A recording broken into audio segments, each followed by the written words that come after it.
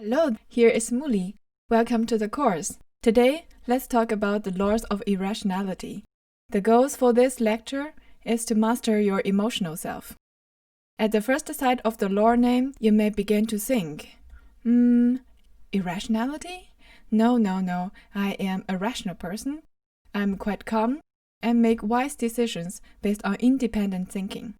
Well, let's assume that you are generally quite rational in your life. But do you have such experiences that sometimes you feel your emotions are out of control, which lead to immature behaviors and bad decisions that you regret in the end? For example, you join a new working group with great confidence, passion, and motivation. You can't wait to bring your creativity and expertise to the work, but your colleagues do not appreciate your new ways for doing things. Because your new ideas endanger their comfort and poke their ego, they begin to behave arrogantly and aggressively. They do not listen to you and your ideas, and at the same time, you do not listen to them as well. Soon, both sides become like this, aggressively against each other. Even though both sides have good ideas time to time, but the strong hatred shut down your thinking and put a colored glass in front of the eyes. Therefore, you can't see the good side of each other, only think the other side is totally stupid. To fully understand human irrationality, we can start by thinking about the following questions. Firstly, what is fundamental irrationality and where does it come from? Secondly, irrational versus rational. Thirdly, how to achieve rationality. So let's start from the first one. What is fundamental irrationality and where does it come from? We humans are simply bags of emotions. We feel them unconsciously and constantly. No one is exempt from the effect of emotion. One thing must be mentioned here is that having emotions is not something wrong. It's simply our nature and can serve both positively and negatively. Our emotions are produced at one part of our brain without conscious. To understand what we are feeling, we need to translate emotions into language, which is charged by cognition at another part of the brain.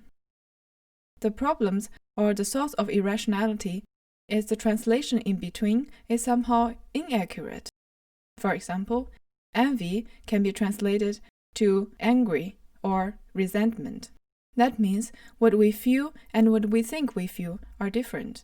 Due to the split between our emotions and cognition, we have no conscious of the origins of our real emotions, emotional self we say here. In many cases, we are not aware of them, but they controlled us. When we are controlled by emotional self, our reasoning power is turned off. We give the right to make decisions to the emotional self completely. That causes irrationality. Now, let's have a look at a set of comparison between irrational and rational person. Irrational person, who are conquered by their emotional self, have no awareness of the emotion effects, which fear them towards thoughts that please them and soothe their egos. Therefore, they rush into actions without carefully considering the consequences.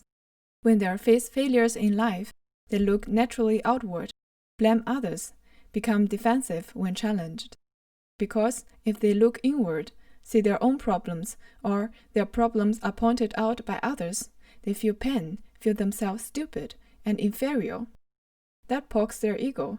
Therefore, people usually hate to do that.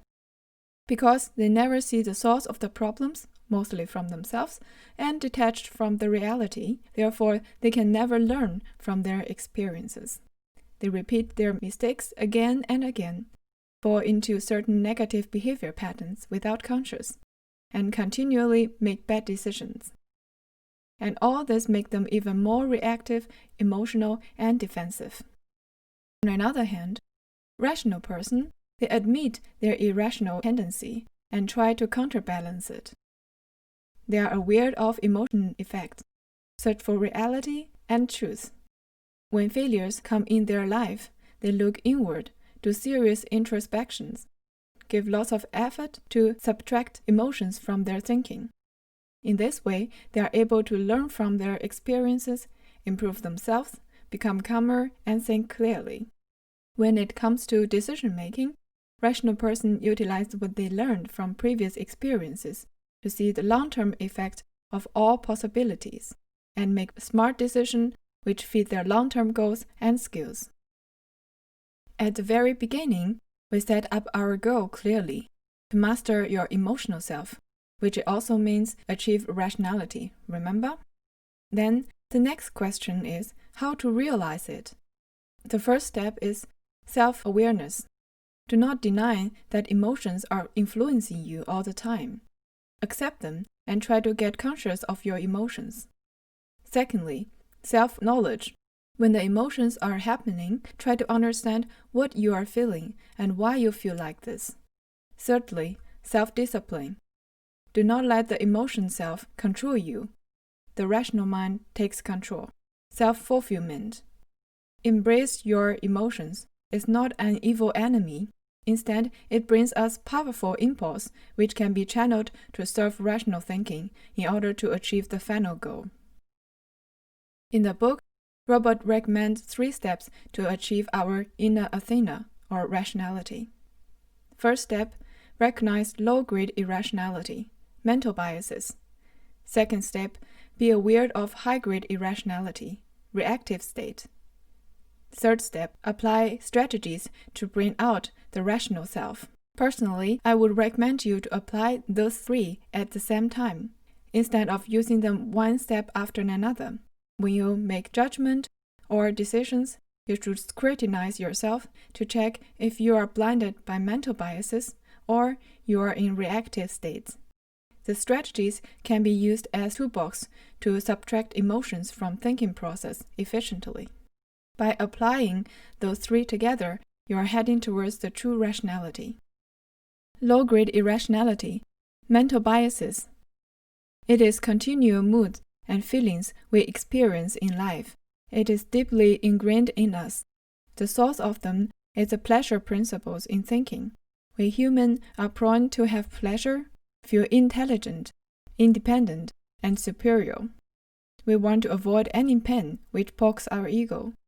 The pleasure desire lead to our mental biases, which mislead our rational thinking, judgment, and decision-making.